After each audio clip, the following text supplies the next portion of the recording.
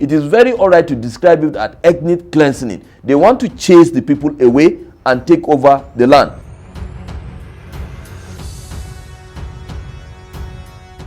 Recent wave of violence in Benue and Plateau states has once again plunged Nigeria into mourning. Villages burned, families shattered, and scores of lives lost. Yet the attacks keep coming with few answers and even fewer arrests. In the face of growing fear and frustration, Rootstv speaks with Isaac Abrak, a seasoned hostile environment journalist who has walked the bloodied path of these conflict zones. In this candid conversation, Abrak helps us unpack the deeper issues behind the killings, the failures of the security apparatus, and the haunting question on everyone's mind. Why does this keep happening, and who is responsible?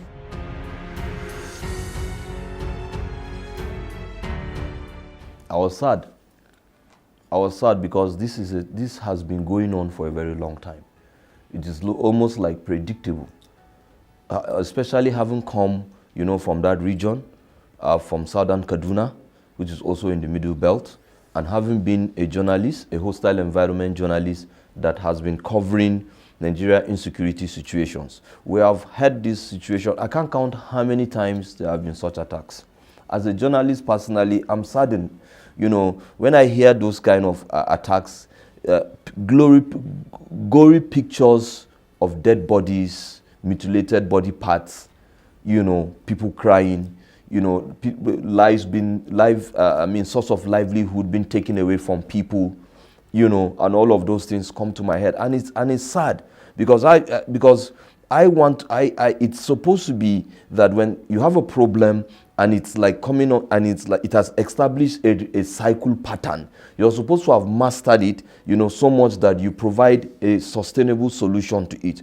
But despite every solution, every military tactics, every kind of weapons that we have deployed into it, in different regimes, the problem is still persisting. So it's sad, it's heartbreaking for me as a journalist that has covered this.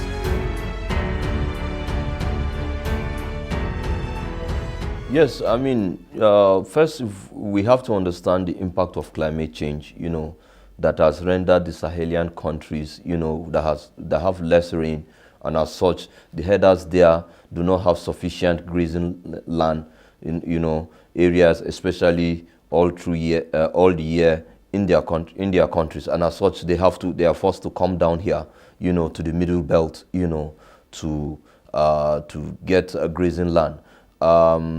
Before now, they used to come and go back.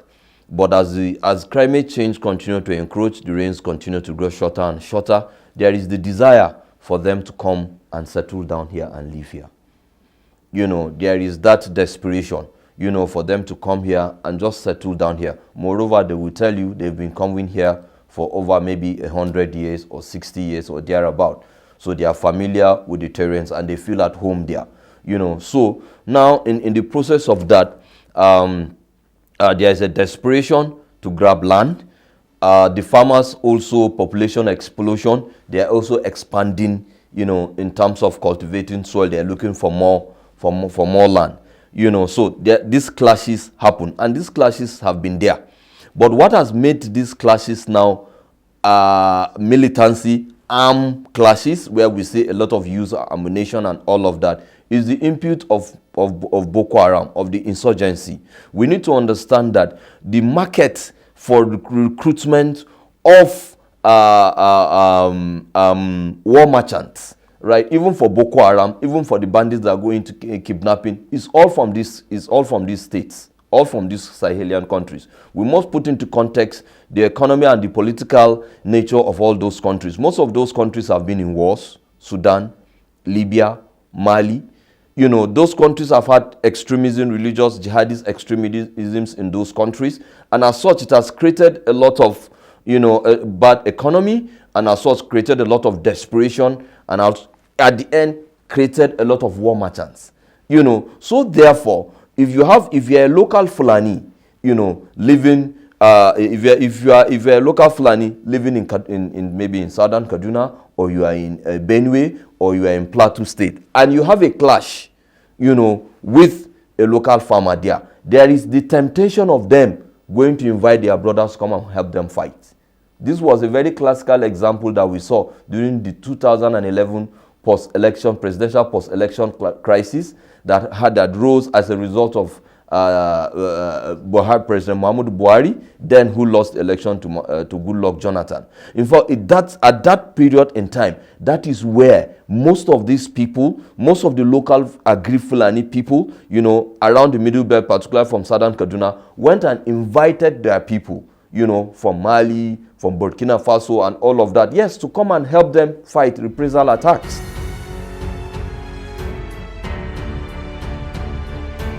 You see, first of all, our borders are porous.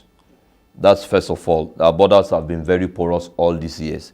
Most of these people that are carrying out these attacks now, they didn't go to Burkina Faso or Mali or Libya to get them. No, these people are already here hiding in our forests.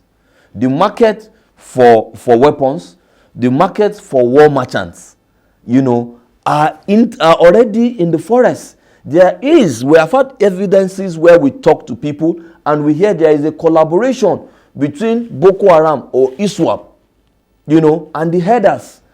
Keep in mind, most of them, they are kinsmen. It has been long established. Yes, it has been long established. Nigeria has disseminated Boko Haram over and over again. Where do they go? Their bases are not in Nigeria. Their bases are in Chad, Niger, Mali, Burkina Faso. Because those governments are not strong enough to squash them. So they run there. So those are basically their bases, like their headquarters. Right? So it's just common sense. If you say a header from Burkina Faso, from Mali, it basically means that his kinsmen are very close to the terrorists or to the so-called jihadis. Right? So to recruit them is no more a difficult thing. But what I'm trying to add here, to say to you clearly, is that now the recruitment for those people, they are already here in the forests of Nigeria. They are already here, whether it is in Sambisa. They can go to Sambisa. Criminals have a lot of tendency to collaborate, just cutting the CDS now, to come together and collaborate to carry out attacks. As far as the headers are causing problem, civil unrest, do you understand? In the Middle Belt, it is a furtherance success for what Boko Haram is in pursuance.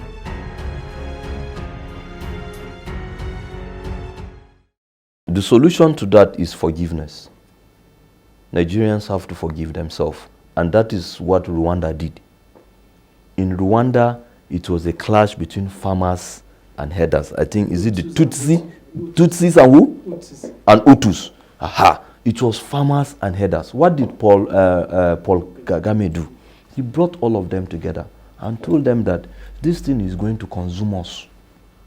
If we keep on, holding on to bad blood, like you attacked me, my great-grandfather was attacked by this family. When I have the opportunity, I will hit them back. It will consume us. I had written an article on this, I think last year, and I shared it around.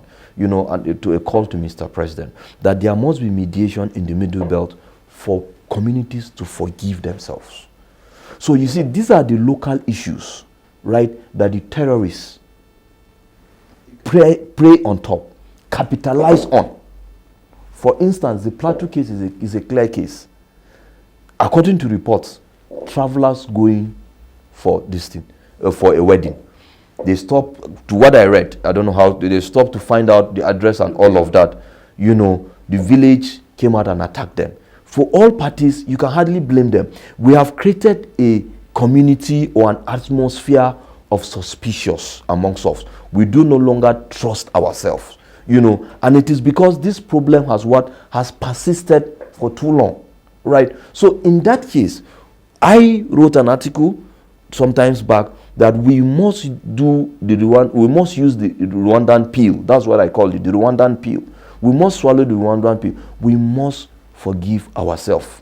At some point in time, we must have a meeting where total forgiveness, even if you are the one that wipe out the whole of my family. The only way that we can make progress, do you understand, if I'm able to forgive you. As the death toll rises and survivors count their losses, Abrak's insights are a stark reminder that without decisive justice and community-led healing, the cycle will continue. Nigeria cannot afford to let these tragedies fade into the background because for many, the next attack is not a question of if, but when.